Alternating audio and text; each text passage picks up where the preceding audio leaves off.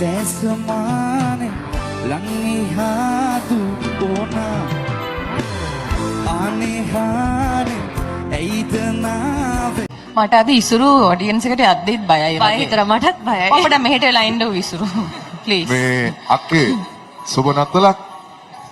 ඔය අපි යද්ද ටේබල් එක පැත්තට මේ තරුණ ජවය පිරිච්ච ටේබල් එකක් තියෙනවා මේ මම ඒ පැත්තට යන්නේ කොල්ලෝ යන සෙට් පැත්ත එකක්. හොඳ නෑ කාවෙන්ග ඉසුරු. නෑ නෑ මම කොල්ලෝ සෙට් එකක් ළඟට යන්නේ. ඕකේ.